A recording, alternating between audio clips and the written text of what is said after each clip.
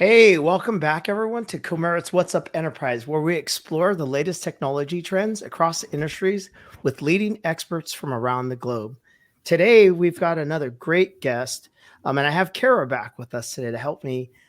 She has a good relationship with Jeff Scherer, who's Director of Program Management at Hach. And we're going to talk about a few things today, but primarily, when we're doing these big projects, this is one thing that Comerit, I think, really is our guiding principle. And that is to surround ourselves with some of the best talent in the industry.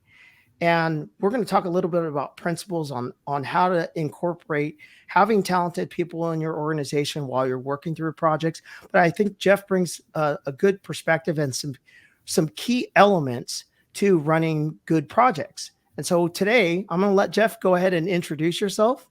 And Cara, again, like I always tell you, don't let me just keep rattling on because I will. Feel free to jump in and pry stuff out of Jeff because we're going to find out everything that makes Jeff so special. You got it. Thank you, David. Thank you, Cara. Appreciate the invitation. And it's good to see you both again. Good to see you. I start out by really just saying that, one, you don't want to pry too much out of me. Because you never know what you're going to get. Well, I know that you have a great sense of humor, so I'm going to try that today. Well, you'll be successful. Let me tell you, successful project management, especially when you're talking about the people, is so important. I had the pleasure of working with Cara, and you really get to see the different personalities of people, get to know them. And if a project manager is really missing out, if they don't get to know their team as individual people and just look at them as it's a PM or it's a data manager or whatever, you really need to dig in and get to know the person as a person. You build that relationship. And I think that's what people like Cara and you, David, really bring to the table as we're working with our clients, our customers, our teammates, is let's build a relationship, let's get to know each other, and then it makes everything easier. Because if you just look at someone as, hey, it's a role, you miss out on so much more. So that's really my perspective.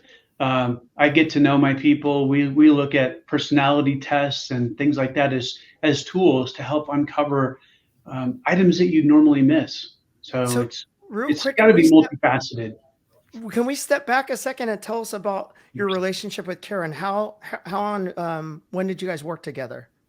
Yeah, Cara and I were at a previous company together working on an SAP implementation. And she was project managing, and then she rolled over and started working on data. And she was like the data queen, getting things done. Data queen. Yeah, it was great. She had such a diverse background. It made it nice because not only did she have the tools to work data, but she also had the tools to lead a team, to effectively communicate that, to work with executives. And those are things that, again, David, you'd miss if you didn't get to know someone. Yeah, I think we listed earlier, we were talking about listing some of your key qualities, and we were talking about something that I try to do. I've tried to bake it into the Comerit philosophy, and that is really trying to sincerely understand and appreciate somebody's gifts, right? Because if you can do that, I agree with you, you will miss out. And someone who you least suspect might be valuable on the team, you might miss out. And for me, I just add this one little key metric that I mentioned to you guys before, and that's to edify that person's skill set in front of others. Yeah. And so when we were going back and forth for the notes for this, I thought, oh my gosh, that's something we have in common that I wanted to talk about. So, and then we had another topic that we want to talk about: balance, work-life balance for success on the project. Change management was the other one too. So that was the other big topic that I think is super important. I think a lot of people don't. A lot of organizations, as sophisticated as they are, it's an afterthought. But maybe, Jeff, if you could talk to us from your perspective, Jeff, how this actually, what is that all about? And can you even have it when you're running these these projects are crazy. Some of these data analytics projects that I've been on, it's just so much going on. It's very hard to get any kind of work-life balance. So go ahead, Jeff. Yeah, I think what I would say is, first of all, going back to your previous point about edifying people and getting to know them, everything we're going to talk about today, other than if we touch on the criticality of data, that's the only item on the list that we had mentioned that isn't people centric. So we talk about work-life balance. That's a huge one. And what does it mean for people? It differs by generation, certainly by gender, by where you live, and on projects like an Oracle or an SAP or Salesforce implementation, they're ginormous. And yes, they take a lot of time. This morning I woke up at 3:30 over nervousness over my current project because I want to make sure everything's right. So I got up, showered, came in. It's like, why fight it, right? So I defeated my own work-life balance. But then, fortunately, now and in the past, I've had wonderful leaders that they know how hard I work. They incorporate that work-life balance into it to say, hey, there's flexibility there. You do what you need to do. And I know, Cara, you can relate to that, even though you work yourself to the bone as well. But it's what's important to that person. It's maybe taking a Friday afternoon off for golf, or hey, I'm gonna leave today at 4 because I'm in golf league tonight, things like that. But what's important to that person, and that goes back to you getting to know the team, what's significant for them. Maybe they have a newborn, whatever their personal situation is. I think of members of my team now, and each one has something that's different to them on a priority list. So how do we accommodate that? How do we make our people happier just by allowing some flexibility? And that's so important, and it becomes more important each year. It seems like it changes year by year. Think pre-COVID versus now. It's drastically different. So many people work remote.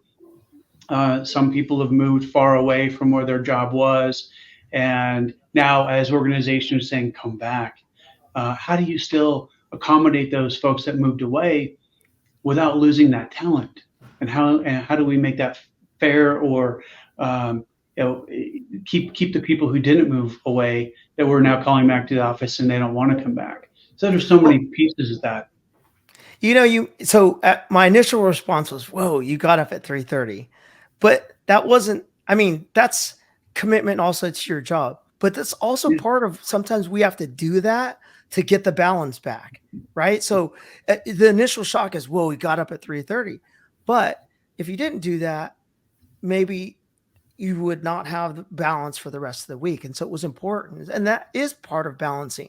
It's sometimes unrealistic to tell people, it's like, you can have work-life balance, ignore it, don't get up at 3:30. Just keep your pattern. That's sometimes not realistic. It's also part of the balance. So I'm glad that you brought that up, because work-life balance is important. Yet sometimes you did have to, like today, you had a situation where you had to step in early.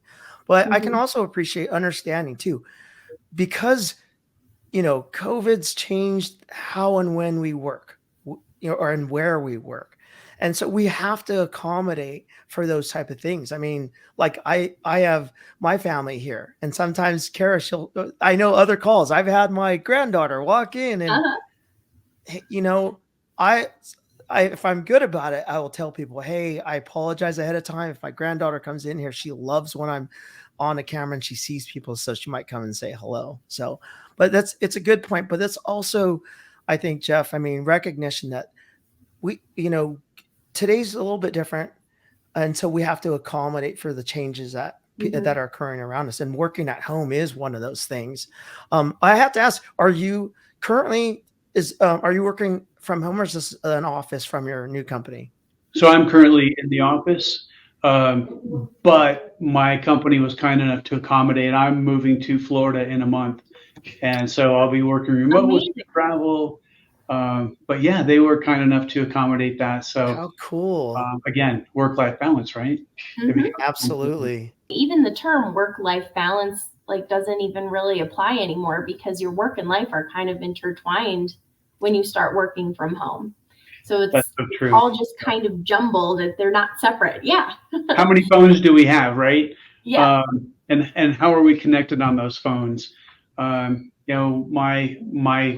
current leader appreciate it. I worked on some legal documents over the weekend, and he noticed. But it's what we all do now. And that creates an issue with work-life balance because it feels like you're on all the time, and so you have to create those points where, like for me, when I golf, I'm off.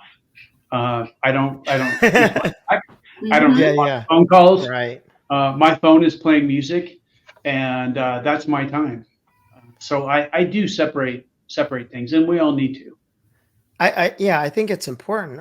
And there are some people's personalities that don't allow them, to have that balance. And I think that's opportunities for people who understand balance to coach. And I think that's also where you have some skills, like you've been able to coach lots of people. And I think there's one comment that you made over here is believing in them, supporting them, and when they fail, helping them, I guess, recover from that kind of stuff, right? So in work-life balance, or, not all of us, that's not a natural skill, Jeff, for all of us. The reality is, like, we feel the pressure of work. But I think, Cara's mentioned she really appreciated working with you, and for some good reason. So like I said, Cara, if you have a question that you think would get him to spill the beans and secrets around that piece of how do you coach people, what makes you different in coaching people through, from my view, is we live in an exciting time, but it's tremendously challenging because so much is occurring. Like every 30 seconds, it's a new day. That's really hard to deal with. It's just the truth of it. Technology keeps pulling us and we're having to keep up. So how do you coach people to actually turn it all off, just golf and listen to music?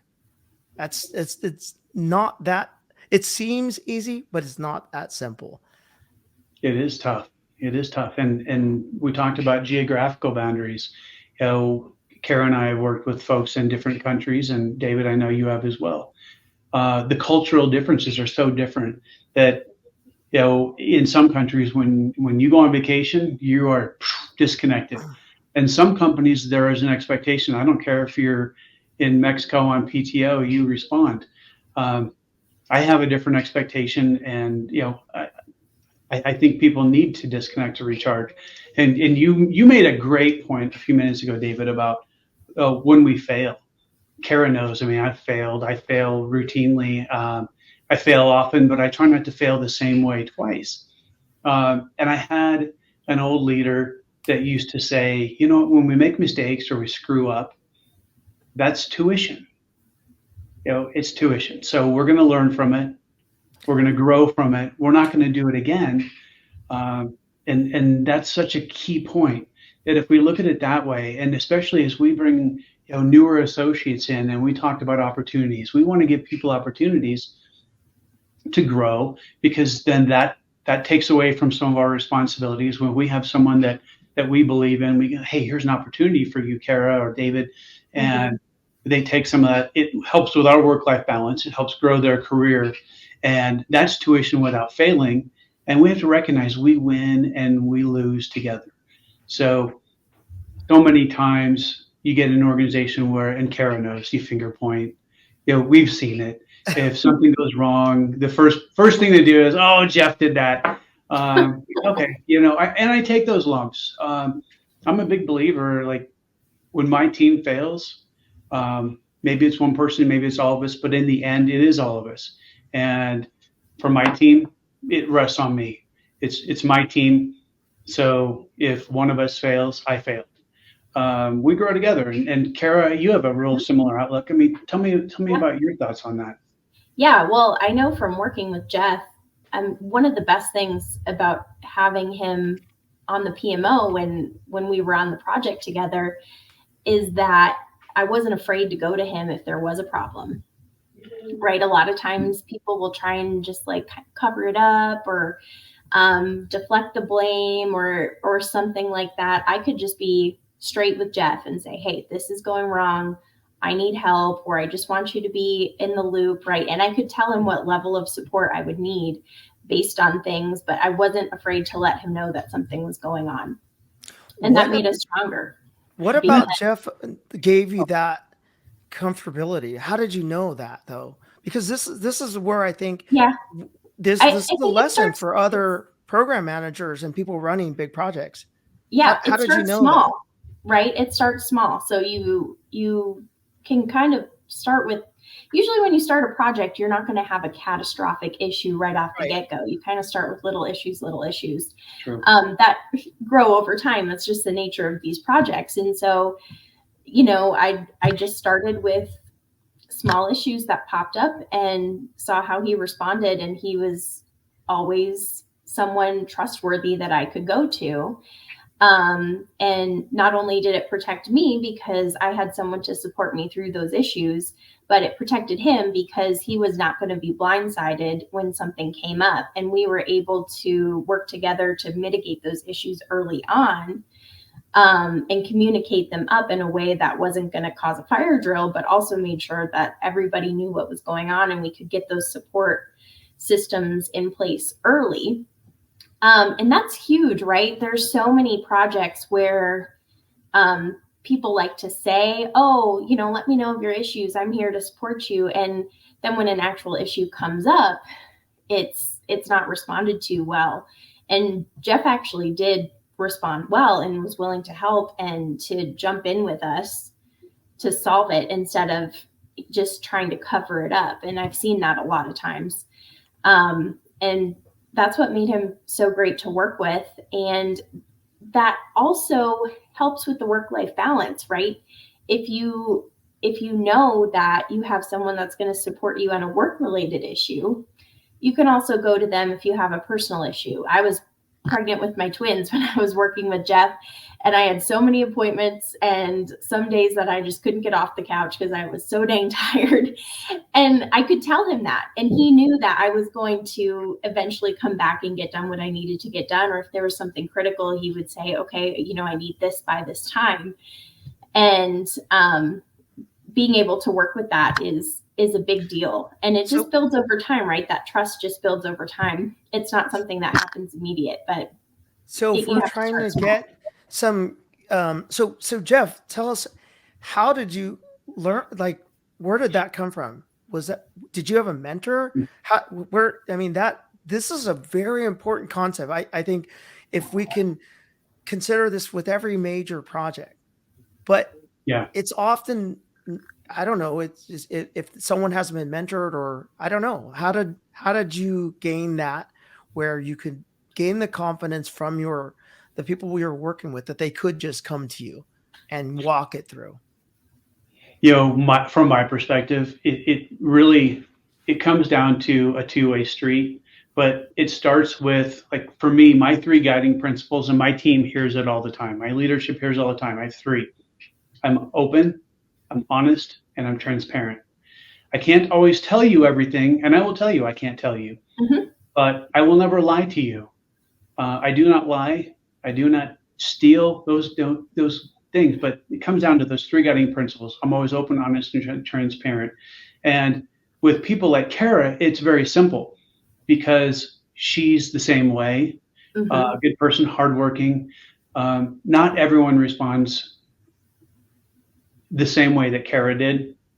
I think in our hearts, we all want to be open, honest, and transparent. And when you have someone who's really hardworking and they're wanting to do their best, they reciprocate with open, honest, and transparent conversations like Cara did. Some people, they still appreciate that, and they will open up to you with some things, and that does grow in time. As Cara said, it starts small and it gets bigger. But not everyone opens up the same way Cara did. And that's where you really find your shining stars, people that really want to do great things, that want to tackle every problem, take over the world. They focus on tackling, right? And Cara is one of those stars that when there's a problem, she nips it in the bud. And she always lets you know when there's something that's boiling. And sometimes she's looking for feedback, sometimes it's a sounding board, and sometimes it's just for awareness. But it all starts with that early relationship of just letting your team know that, hey, I'm here for you, I respect you, and hopefully, but not always, leaders follow those same principles. Yeah, no, I love it. Yeah. It's a good point, because I think, I remind, our viewers, people watching this, our goal is to always bring on people who are experts in their field and experts at what they do. And it's good to know, like someone at your level, that this is one of your key elements. Your guiding principles, being open, honest, and transparent, is absolutely paramount, I believe, too, to every project. And it's not something that is just readily there for every single project, but it's something we can all aspire to. And it's, sometimes, I deal with a lot of different types of consultants, and we find, at least from my experience, the better they are with their technology, that's something, if they added to their background, would really help them. We can't all be Jeff Scherer, right?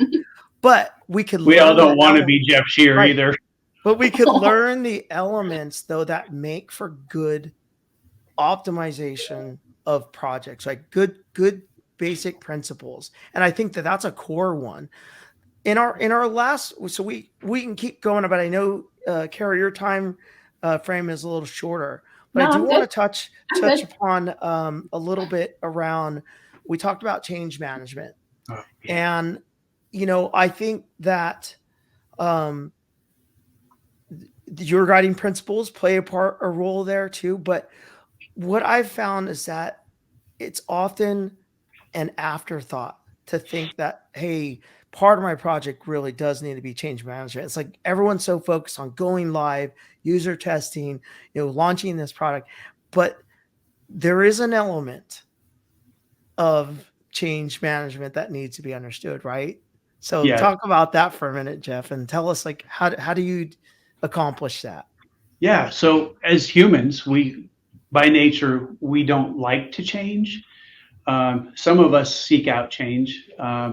For me, I love change when it's for the better. I'm the one downloading the beta iOS updates. David, you're the one getting the new Apple Vision Pro. Yeah, the Vision Pro. There you go. So some of those, some of us are attracted to that, but by and large, it's like the old book, Who Moved My Cheese? It's very similar to that. And with that, change has to start slow, and it has to grow. And what I have found is, if you start change management too late, what happens while you're not talking about the change? What happens is those teams that are going to be impacted by whatever you're doing in a project, they fill those gaps, of those voids of conversations, with the worst case scenario. The ugly monster from out of the closet or under the bed comes out, and it spreads. They start talking about, oh, here's what I heard is going to happen. So with change management, you really need to start it when you're in design. Get your change managers in there, hire them, help them understand what the current state is, what you're changing, what the future state will look like, what those gaps are going to be, and start those conversations early. Get leadership involved in the conversation. It needs to be a multi-pronged approach. So if you can start change management early and fill those voids so that they're not coming up with worst case scenario, and really talking about what truly is going to change, how will it impact them? And the problem with that is you don't always know. So you have to go back, and it goes back to those guiding principles. Let them know that, hey, we're going to tell you what we know when we know it, but we don't always know at the right time. So the communication channels have to be open. You have to be communicating multiple ways, early and often. And if you do that, it really helps with the change factor later down the road. Your early investment does pay off, just like with everything. Data as your core for projects. You have to have the right data model going into it, or it breaks. Same thing with design. You have to invest in the design. If you don't have the business resources in there talking about current functionality and how it works and why it needs to work that way, and challenging them on how we can make it better, then you don't have the right solution later down the road. Everything builds. And so you have to find what those foundational cores are. And change management has to be addressed early, and it has to be thorough, and it has to be often, and it's got to come from the right people at the right time. And that's a challenge. So I don't have that. I'm an introvert by trade. On the disc profile, I'm a C, borderline CD. So for those that don't know what that means, I'm a recluse. I come in my office and I start working on whiteboards and drawing out workflows and problem solving. And so I need people like Cara that are charismatic, that can help with that. And so I've got a great change manager now. We have to depend on others. And it goes back to getting to know our people and having the right opportunities and putting them in the right roles and giving opportunities. All those things build on one another. So that's my perspective on change management. I love it. And it creates a feedback loop too, right? If you have the change management already talking to the target audience, they're going to already give them feedback on some of these solutions before they're even implemented that they can bring back to the design team. So it almost helps you solve issues before they even arise just by getting that initial feedback, instead of waiting all the way until the end when the solution's deployed. And then they're like, well, you didn't think about this and you didn't think about this. And this is really clunky and I don't like this. And then you have to go back to the drawing board and almost redesign the whole thing.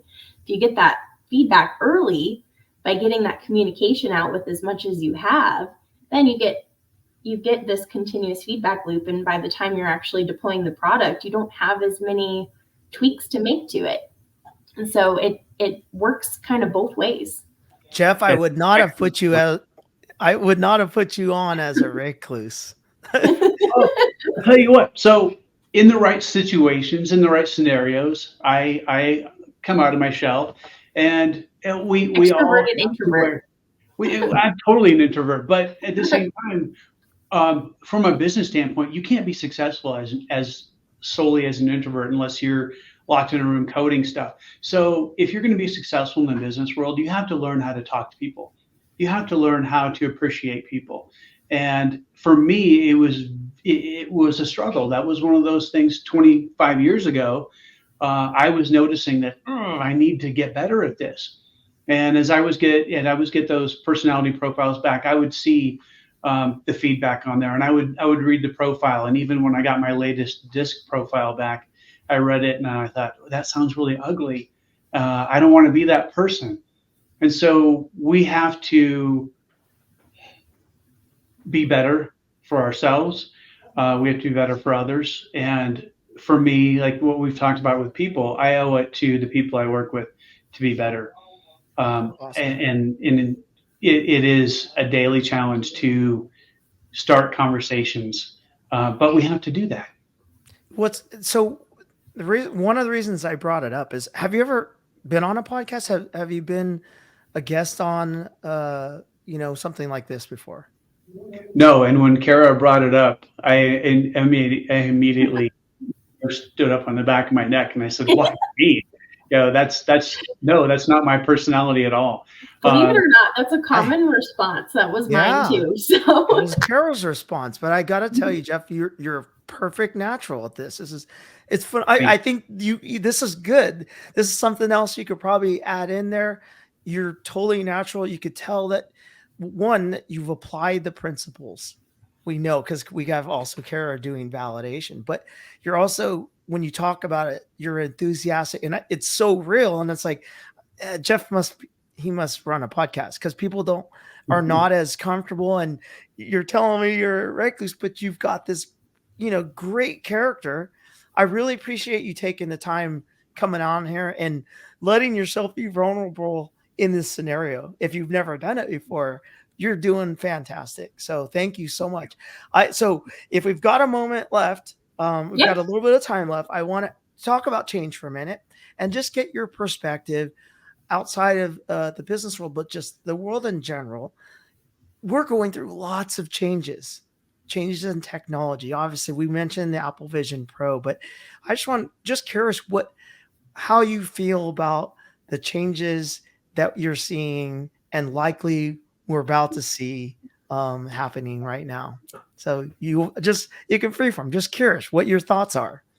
Yeah, it's a different world, isn't it? being an old dog, and I consider myself old now because there is some gray coming through, right? Yeah. And we talked before, you're blessed with wonderful hair. You don't have this. But yeah, changes in the world. We're so much more divisive than we used to be. People are angrier than they used to be.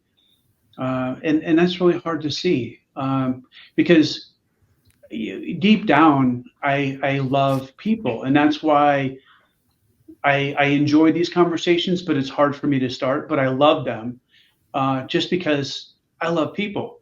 But it makes it really difficult in the world today when people attack others for ideas or what their job is. I was former law enforcement, and as I look at the treatment of police officers today compared to even when I didn't think it was great, 25 years ago, but when I look at it today, I am just saddened. It breaks my heart to see those type of changes and people unwilling or unable to talk to one another about differences without getting angry, and that's so hard. It just tugs at your heartstrings, and I just always think we can be better than this. Other countries laugh at us at times because I was listening to something this morning on the radio really early, and it was a rehash of, I don't recall what it was, but it was a gentleman that was Jewish living in New York, and the people that live in Israel were more concerned about the guy living in New York that was Jewish because they had seen on the TV all the different things happening solely because of his religion. And as we talk, D&I is so important, and yet there seems to be holes in that. Like we're not appreciating everybody for their differences, just some people, and that hurts. It hurts to the core because we are better than that. The USA is better than that, and as a human race, we should all be better than that. So with new technology accelerating a lot of areas, right? How do you see that we can use technology to make that better? I'll share mine because I experienced some really crazy things. But yeah, I mean, do you have any ideas or thoughts about how technology, what we know and understand about data and how we can consume data and how we have access to AI? Do you have any thoughts around how we can use those things to become better? Any thoughts? Well, I don't know how we can be better, but I see a lot. Social media is just ugly anymore, right? So how can we get better with that? I don't know. I'd love to hear your thoughts because you guys are so into AI. And David, I know you're cutting edge with everything. Like we talked about AI on our last visit, and you guys were looking at this so many years ago. I'd love to hear your thoughts. How can we make it better? So it's really funny. I mean, I can go a lot of ways with this, but I saw a really funny meme the other day on social media. So social media can be very ugly, but it also can be very, very funny. And I saw one the other day, and it said Google's coming out with their new, like competitive to Apple Vision Pro, and then they showed a picture of this clear plastic set of glasses with holes cut out so that there was no glasses impeding it, right? And it was like just the reality. Just reality. Real. I love that. Actual reality. I thought it was really, really awesome thing. And they're making great strides to use technology to create things that are real. But you said it like when we were talking about, you like to golf and have your music on, those kind of things. Those environments they bring out the best in us, right? We get to breathe and relax and soak in reality.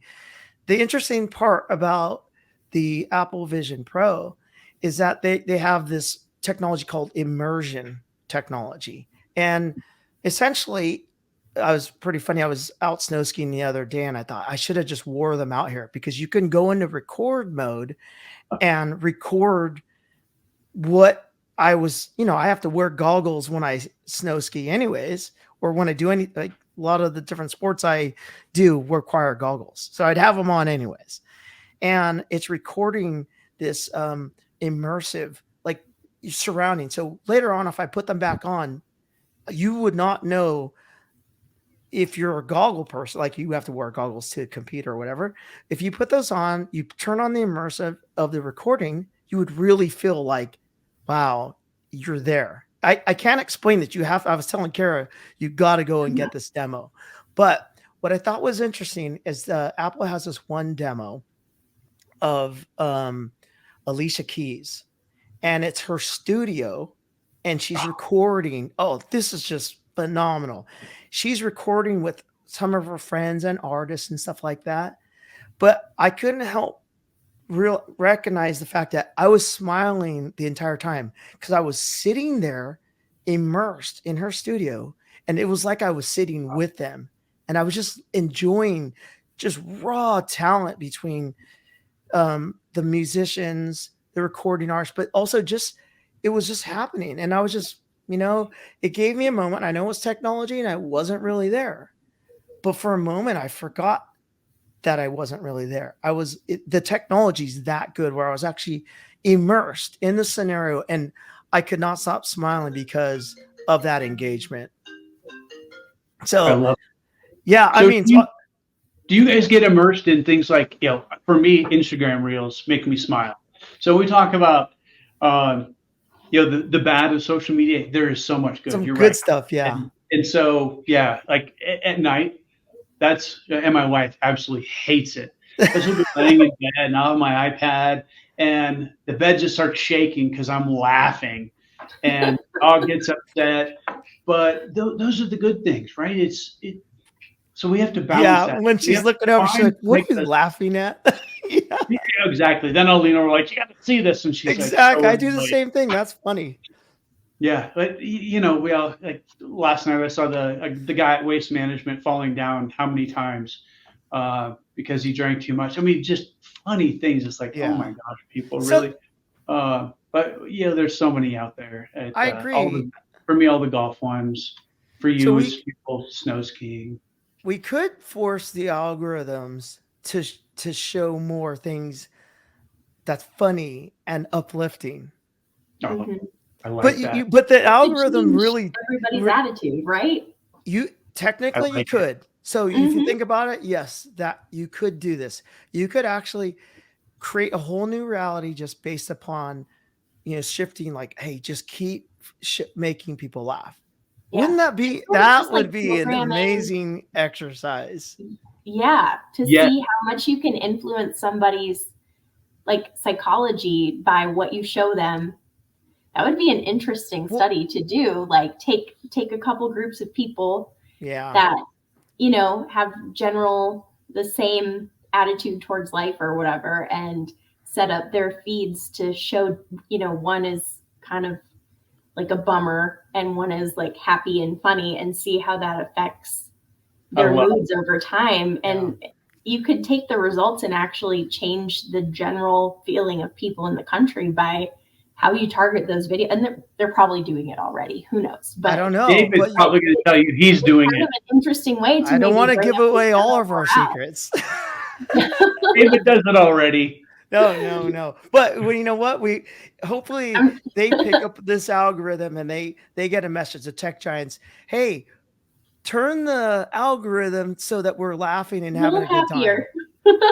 Yeah. So we'll end on that. That's our request. So we're call out to the tech giants to dial the dial over to the funny and laughter side. And let's just see what happens. Leave it there. Tell us when it's going, and then leave it there for like 15 days. And let's just do a study. They're the ones that can do it. I love that. Hey guys, I really appreciate you taking the time out here. It's challenging with so many things happening. We're running critical projects and stuff like that. But you did take the time to come on and just share some key concepts that would help all of us, not just in projects, but I believe these same concepts are valuable for us here in life. And I'll just make one suggestion for people out there. Yeah, you know, you don't need the special goggles that are clear with holes cut out. Just go outside, take some deep breaths, maybe go golfing, but just get out there and relax. I appreciate that. That's good advice, Jeff and Cara. Again, thank you. You've made so many great introductions to people, and I'm having a ton of fun. And Jeff, I wish this was all I did for a living, was just got a chance to talk to people like yourself and Cara. But I work also a little bit. A little bit. Well, you have to pay the bills, so gotta pay the bills. Have a little fun. Great, you get to meet some great people along the way. Yeah. And I also appreciate it. I appreciate you providing the opportunity to visit with you and Cara again and really talk about some important things that we all just need to be reminded of, I think, more often.